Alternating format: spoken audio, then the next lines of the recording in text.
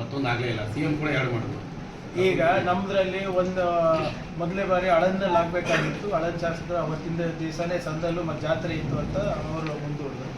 ಎರಡನೇದು ನಾವು ಇಲ್ಲಿ 2 ಸರಿ ಮಾಡಬೇಕಾದಾಗ ಒಂದು ಸರಿ ಉತ್ತರ ಶಾಸಕರವರಿಗೆ ಭಾಳ ಪ್ರಮುಖವಾದಂಥ ಒಂದು ವಕ್ಫ್ ಮೀಟಿಂಗ್ ಇತ್ತು. ಮಾನ್ಯ ಮುಖ್ಯಮಂತ್ರಿಗಳು ತಗೋಬೇಕಾಗಿರೋದನ್ನ ಅದರಿಂದ ಮುಂದೆ ಇತ್ತು. ಅದಾದಮೇಲೆ ಇನ್ನೊಂದು ಡೇಟ್ ಕೊಟ್ಟಿದ್ವಿ. ಅದೇ ದಿನ ಪ್ರಧಾನಮಂತ್ರಿ ಬರೋಕ್ಕೆ ನಮಗೆಲ್ಲ ಡೆಪ್ಯುಟೇಷನ್ ಹಾಕಿದ್ರು. ಮತ್ತು ಈ 3ನೇ ಸರಿನೂ ನಾವು ಮಾಡಬೇಕಂದ್ರೆ ಕಲ್ಯಾಣ ಕರ್ನಾಟಕ ನಿಗಮದ ಮೀಟಿಂಗು ಮಾನ್ಯ ಮುಖ್ಯಮಂತ್ರಿಗಳು ಬೆಂಗಳೂರಿನಲ್ಲಿ ಇಡೀ ಎಲ್ಲರ ಮೀಟಿಂಗ್ ಮುಂದೂಡಿದೆ. ಏನೋ ಸ್ವಲ್ಪ ನಮ್ಮದು ಅಲ್ಲಪ್ರಭು ಪಾಟೀಲ್ ಅವರು ಸರಿಯಾಗಿ ಅದು ರಾಹುಕಾಲ ಸರಿಯಾಗಿ ನೋಡ್ತಾ ಇಲ್ಲ.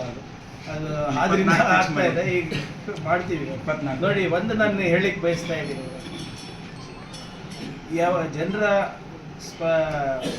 ಏನು ನಿರೀಕ್ಷೆಗೆ ತಕ್ಕಂಗೆ ಸ್ಪಂದನೆ ಕಲಬುರಗಿ ಕನೆಕ್ಟ್ ಪೋರ್ಟಲ್ಲಿ ಇರ್ಬೋದು, ನಾವಿರ್ಬೋದು, ನಮ್ಮ ಶಾಸಕರು ಇರ್ಬೋದು, ಅಥವಾ ಅಧಿಕಾರಿಗಳು. ಮುಂಚೆ ಅಧಿಕಾರಿಗಳು ಮೀಟಿಂಗೇ ಆಗ್ತಾ ಇರಲಿಲ್ಲ.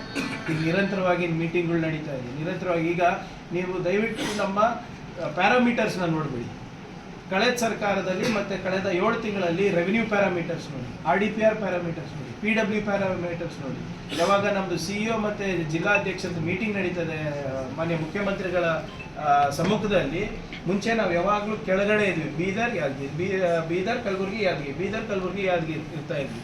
ಈಗ ನಾವು ಬಾಟಮ್ನಲ್ಲಿಲ್ಲ. ಈಗ ಭಾಳಷ್ಟು ವಿಷಯದಲ್ಲಿ ಟಾಪ್ 10ನಲ್ಲಿದ್ದೀವಿ ಸ್ಟೇಟ್ನಲ್ಲಿ.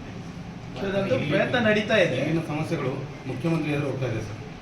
ಇಲ್ಲ, ನಮ್ಮಲ್ಲಿ ಯಾವುದು ಅಷ್ಟೊಂದು ನಮ್ಮದು ಬರೀ ಒಂದು 3 ಅಸೋಸಿಯೇಷನ್ದು ಯಾವುದು ಮುಂಬಡ್ತಿ ಒಂದು ವಿಚಾರ, ಆರ್ಟಿಕಲ್ 371 ಸಬ್ ಕಮಿಟಿನಲ್ಲಿ 2 ವಿಚಾರಗಳು, ಮತ್ತು ಒಂದು ಜೇವರ್ಗಿ ಯಾವುದೋ ಒಂದು ಶಾಲೆ, ಖಾಸಗಿ ಶಾಲೆ ವಿಚಾರ ಅಷ್ಟೇ ಬಂದಿರೋದು ನಮ್ಮ ಗಮನಕ್ಕೆ ಬಂದಿರೋದು.